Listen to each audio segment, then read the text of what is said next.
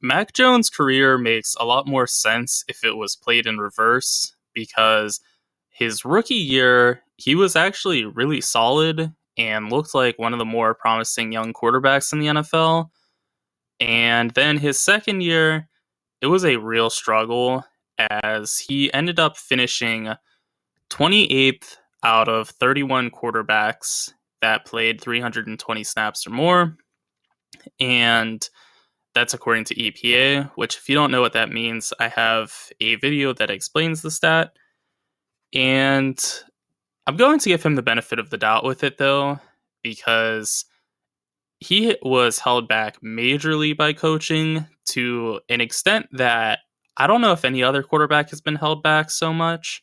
He had a defensive coordinator in Matt Patricia as his offensive coordinator, and he also had a special teams coach in Joe Judge as a key influence on the offense as well. There was no offensive minds in the offensive side of the coaching, and Bill Belichick is also a defensive mind as his head coach, so he wasn't really getting too much help in that regard. It really set him back, and I think there's a ton of promise still with him because I do think he's closer to what his rookie year was than what his second year was, but it is difficult to project because there's only 2 years of sample size. So for all we know, maybe that year one was actually the fluke. So I want to give him the benefit of the doubt, but I don't want to give him too much credit either. In addition to actually having an offensive coordinator and quarterbacks coach this year in Bill O'Brien, I actually think they have a really good one, in fact, because Bill O'Brien doesn't know his way around the front office. He made some abysmal trades when working in the front office of the Texans, but I actually think he knows his offenses pretty well, and he's done it in a number of places, most recently with Alabama, and I think he's actually pretty modern in his thinking. He doesn't have any of the real nuanced modern thinking of like a lot of RPOs and a lot of gadgety plays, but he can run a real offense, and I think that's going to really help Mac Jones. And what's nice too is the supporting cast for Mac Jones is actually not too bad. To start out, their offensive line is very solid, and even with David Andrews and Isaiah Wynn missing some considerable time, they finished 12th in pass blocking and 20th in run blocking, according to PFF grades. So they're very solid. And they lost Wynn as they didn't bring him back as a free agent, but they brought in Riley Reif and Connor McDermott, who either have a shot to make the starting roster. Reif is a bit better as a pass protector, and McDermott is a really good run blocker. So they have a choice to make on kind of the identity of their team in that regard. But the rest of the line is very solid. Michael Onwenu is a top 5 guard in this league, even if he doesn't get talked about. Similarly, David Andrews is a really great center that's definitely in that second tier of centers. And the rest of the line is just filled with solid players. Cole Strange, funnily enough, with his name, was a Strange pick in the first round last year, but he had a solid rookie year, and his athletic testing numbers are through the roof. So there is the prospects of him improving with time, so that's really nice.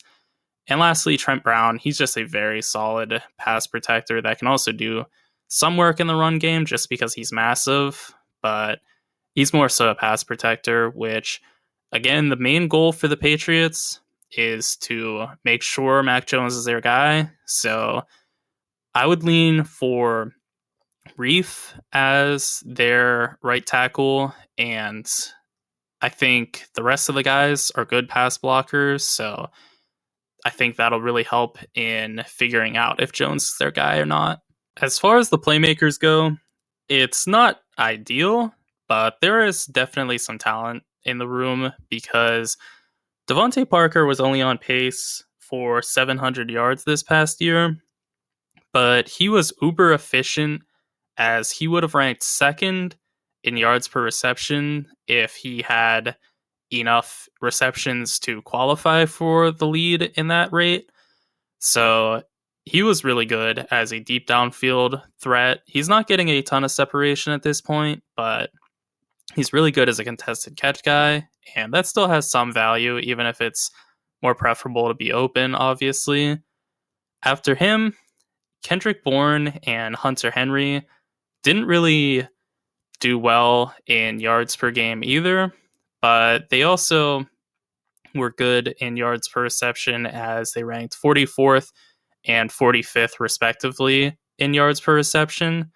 And then the real part that is key for them is they lose Jacoby Myers as a free agent, but they bring in Juju Smith-Schuster, and that is the ultimate lateral move with some upside because Juju and Myers had basically identical stats.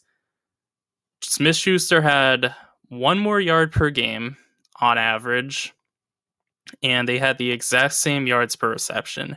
So very similar stuff, but Juju gives you a bit more upside because they're both going to be playing in the slot primarily, but Juju can do some stuff on the outside, and Myers can't really. So there is a little bit more of an upside with Juju. And also, it's funny because Smith-Schuster is not athletic, but he's more athletic than Myers is. So there's also just that built-in sort of floor with Smith-Schuster that he's going to be able to do a little bit more in these same situations just because he's a little bit faster and a bit more physically imposing than Myers is. Shifting to the defensive side of the ball, the Patriots have an absolute embarrassment of riches on their defensive backs, as to start out, they have Jonathan Jones, who is a premier defensive back in all of football, as he is a great cover corner that can shadow number ones and handle just about anybody very efficiently. And then he has his two brothers that aren't actually his brothers, but shared the last name, as Jack Jones didn't play all of last year, but when he did, he was incredible as he ranked 17th out of 118 corners in PFF grade. So he was really fantastic, and he ranked higher than Jones did, Jonathan, that is, as Jonathan was 38th in that same ranking. So Jack Jones, somebody to watch out for, and also Marcus Jones, as he was 42nd among all PFF corners as well. After them, the safety room is no slouch at all because Kyle Duggar, one of the best up-and-coming safeties in football, he is an uber athlete and he can do it all. He's a great coverage guy, but he's also really solid in the run game as well. He can pass rush a little bit also, so no deficiencies in his game whatsoever.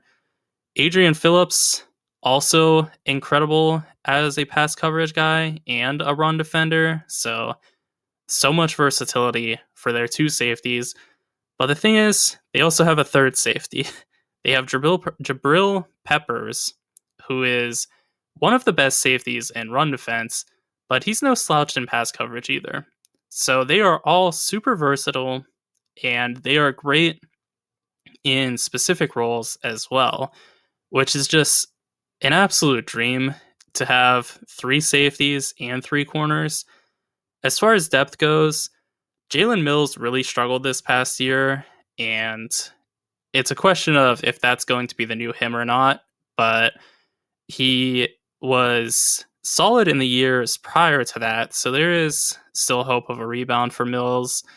And also Miles Bryant, I think he's going to be best suited to be a fourth or fifth corner, and fortunately enough, he is going to be their fourth or fifth corner. As I forgot to mention initially, One of the stars of the show is actually Christian Gonzalez, the rookie from Oregon, as well, that the Patriots drafted in the first round. He's a corner that athletically is really similar to Stephon Gilmore, which, if you're fans of an AFC East team, I'm sorry to tell you, but there is that chance that Gonzalez ends up being the next Stephon Gilmore. Gonzalez has not shined quite as much as Gilmore did in man coverage, but athletically, they are super similar. Gonzalez is 6'1" and ran a sub 4.4 40, so just an incredible athlete. And he's also very versatile. He's ran a lot of different coverage schemes in Oregon, and I believe he also played somewhere before Oregon as well that was pretty versatile in their coverage schemes. So there is just a ridiculous amount of talent on their defensive backs. They're so good and they're so plentiful. It's honestly kind of obnoxious. The defensive line has a ton of talent as well, because Matthew Judon was 4th in pressures among all players last year, so he's truly elite. And there's also Dietrich Wise, who is a sort of edge defensive line tweener. He's massive at 275 pounds, but don't let that make you think he cannot get after the passer, because he was 26th in pressures last year. It doesn't stop there, though, because Josh Uche did not get a ton of snaps last year, but he should be on pace to get more this upcoming season because he was super efficient in the snaps he did get. He was 35th in pressures as well. That's an awesome edge room, but the interior is not bad either. They have Christian Barmore, who is an exceptional pass rusher. He did not rank very highly in pressures, but he was always getting double teamed, and he also didn't have a tremendous amount of snaps, so that held him back as well. And then Devin Godshaw is okay. I wouldn't really be losing sleep over trying to figure out how to block him. And then Lawrence Guy is also a solid rotational guy on the interior as well. So they have some players to throw at you on the interior, but it's mainly the edge guys that are really going to be scary.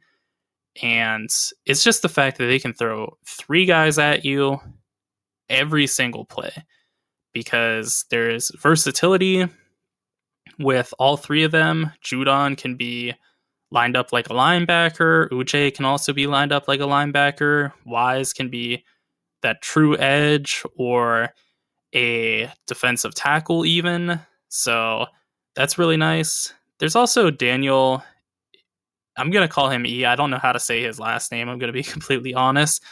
But he's a solid rotational guy on the interior as well. So the interior doesn't have that real superstar talent, but Barmore is very good. And then they have some rotational guys. And then that edge room again is just a monster to behold.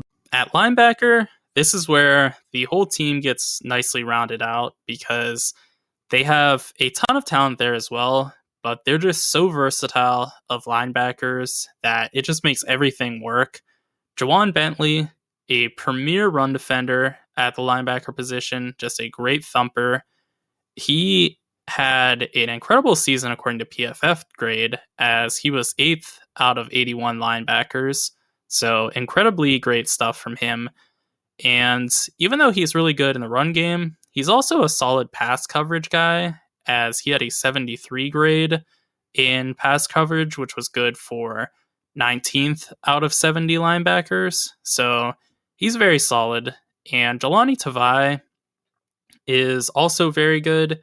He's not quite up to Bentley's speed, but Tavai is also a good coverage guy. He actually ranked more highly, I should say, than Bentley did, as he had a 73 grade.